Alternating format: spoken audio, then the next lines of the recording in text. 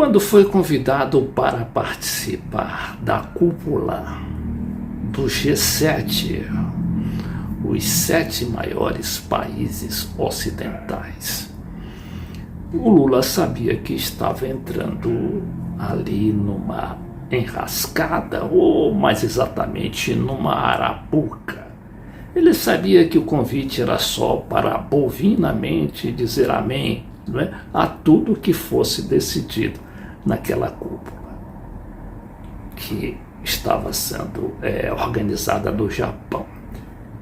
Mas o Lula pensou da seguinte maneira: esta é uma forma de eu propagandear melhor a minha posição como chefe do governo brasileiro de paz na Ucrânia.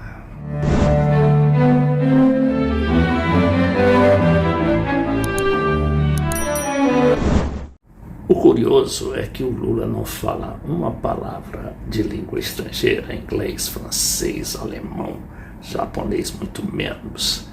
Mas ele tem uma sensibilidade e uma percepção tão incrível da política internacional que ele parece nadar ali de braçada como se fosse uma simples liderança dos movimentos sindicais dos velhos tempos, em São Bernardo do Campo.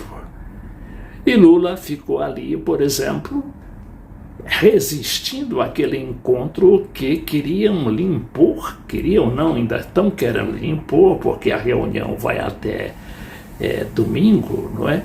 Com o Zelensky, o presidente da Ucrânia. E ele, o Lula, não é, como um membro dos BRICS, o bloco de países do qual participa a Rússia, né? Rússia, China, Índia, além do Brasil e África do Sul. Ele sabia que ficaria num constrangimento receber um cara, um governante que está justamente guerreando com a Rússia. De qualquer maneira, ele resistiu, ninguém sabe até quando, não é? Que essa notícia diz do Brasil 247, não é? O site do Brasil 247 diz que Itamaraty não cede à pressão de Zelensky para encontro com Lula. Mas a gente sabe como é que é a diplomacia, não é? E as pressões terríveis das grandes potências sobre o Brasil. E aqui já por volta das 7 horas da noite, Celso Amorim, que é o principal assessor do presidente, diz ao Globo que a tendência é Lula se reunir com Zelensky durante a cúpula do G7. O Lula também sabe que ali se trata de reuniões e até de declarações conjuntas meramente formais que não obrigatoriamente vão se cumprir na prática, e talvez aceite essa pressão dos Estados Unidos para se encontrar com o Zelensky.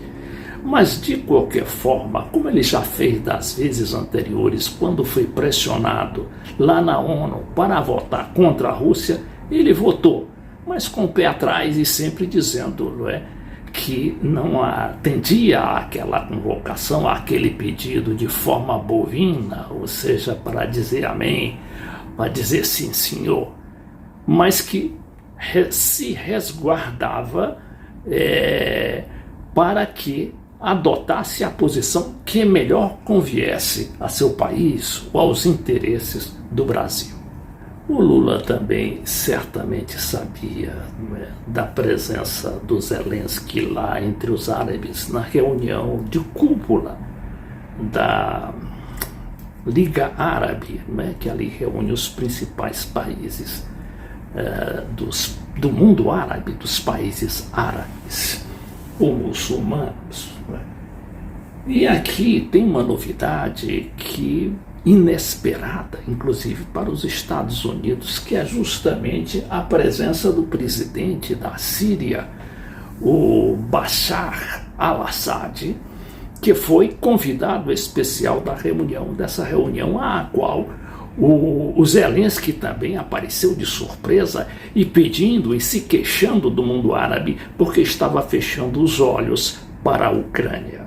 Ora, não fechando os olhos, na verdade, os árabes estão mais aproximados hoje, o que é incrível, não é? Porque a Arábia Saudita, até pouco tempo, assim como os Emirados Árabes, era quase que uma posição canina ali a favor dos Estados Unidos e da Europa. Mas agora não. Agora eles estão pendendo para a China e como a China está pendendo para a Rússia, eles logicamente estão pendendo para a posição da Rússia contra a Ucrânia. Coincidiu também que a presença ali do Bashar al-Assad naquela reunião de cúpula da Liga Árabe foi a primeira vez que o Bashar foi convidado, porque tinha sido praticamente proscrito há mais de 12 anos, justamente por pressão dos Estados Unidos, que inclusive invadiu o seu país e convocou toda a oposição ali subversiva a derrubar o governo. O resultado prático disso tudo é que o Bashar al-Assad agiu ali, toda aquela guerra com mais de 5 milhões, ou 8 milhões, não me recordo bem, de sírios que tiveram de se expatriar pelo mundo inteiro.